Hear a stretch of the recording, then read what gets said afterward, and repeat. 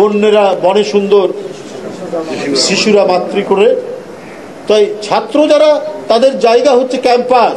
এখন বৈষম্য বিরোধী ছাত্ররা যদি প্রতিটা মিনিস্ট্রিতে একটা করে কমিটি করেন, তাহলে এটা একটা রাষ্ট্রের যে ফাংশনাল একটা যে মানে আর্টিকুলেটেড যে একটা রাষ্ট্র, সে রাষ্ট্র তো হবে না, বিক্ষিপ্ত মানে বিপন্ন অবস্থা হবে। এবং আপনাদের নামে আমি অবশ্য এখনো পর্যন্ত তেমন কোনো শুনছি না, ক্ষীণ কিছু কথাবার্তা আসে, কিন্তু তেমন বড় কিছু নয়। কিন্তু এটা যদি দেখে যে ছাত্ররা একটা মিনিস্ট্রিতে একটা কমিটি করে তারা চালাচ্ছে, ব্যবসায়ীরা সব আপনাদের পিছনে ছুটবে এবং আপনাদের বালিশের নিচে টাকা দিতে শুরু করবে এবং ক্রমাগতভাবে আপনার করাপশনের দিকে নিয়ে যাবে। আপনাদের প্রধান দায়িত্ব হচ্ছে ক্যাম্পাসের সবুজ চত্বর।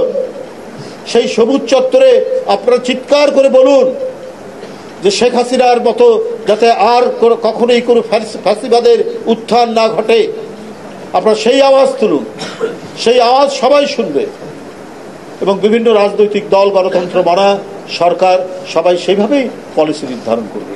কিন্তু আপনারা যদি ডিসি অফিসের জন্য একটা কমিটি, এসপি অফিসের জন্য একটা কমিটি, জেলা পর্যায়ে তো বিভিন্ন প্রতিষ্ঠানের জন্য কমিটি, তখন সবাই তদবিরের জন্য আপনাদের কাছে ছুটবে এবং ব্যবসায়ী এবং অন্যান্য মানুষরা তার স্বার্থের জন্য দরকার হলে ঘুষ দুর্নীতির আশ্রয় নিয়ে আপনাদেরকে ওই দিকে ঠেলে দেবে।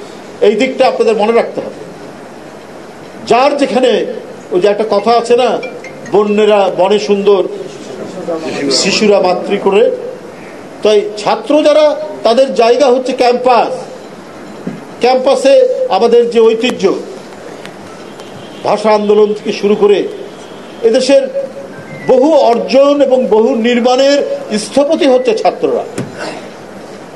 আপনারা সেইখান থেকে কি করণীয় হওয়া উচিত সেই বিষয়গুলো আপনারা বলুন, এই কথাগুলো যেন না আসে। অনেকেই এটা বলছেন, আমি জানি না কতটুকু সত্য, তবে অনেকেই বলছেন যে প্রতিটা মিনিস্ট্রির জন্য নাকি বৈষম্য বিরোধী ছাত্রদের কমিটি আছে, হ্যাঁ, দায়িত্বপ্রাপ্ত লোক আছে।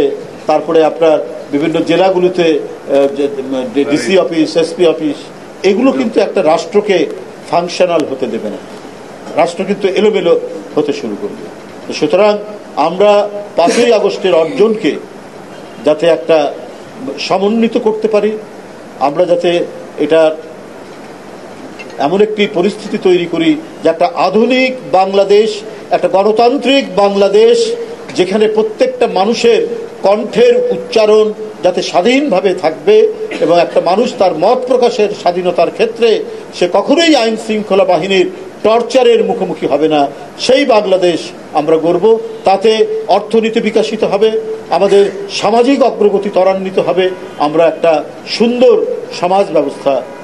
বৈষম্য বিরোধী ছাত্র তাদের যে অবদান, সেই অবদান তো আমরা গর্বের সাথে সবসময় উল্লেখ করি এবং আপনাদেরকে সমর্থন করতে গিয়ে আমরাও তো ঘরে বসে থাকিনি, আমাদেরকেও তো জেলে যেতে হয়েছে ওই আন্দোলনে, আমার মতো আরো অনেক নেতাকে। এবং 5 তারিখে শেখ হাসিনার পতনের আগের দিন পর্যন্ত আমরা ডিবি অফিসে রিমান্ডের মধ্যে ছিলাম, কিন্তু আমরা তো কেউ ক্ষমতার শেয়ার চাই না। এখন বৈষম্য বিরোধী ছাত্ররা, তারা পতনের পর তারা কি রকম দেশ চায় এবং সর্বপ্রথম হচ্ছে তারা এই দেশের শিক্ষানীতিকে কিভাবে গড়ে তুলবে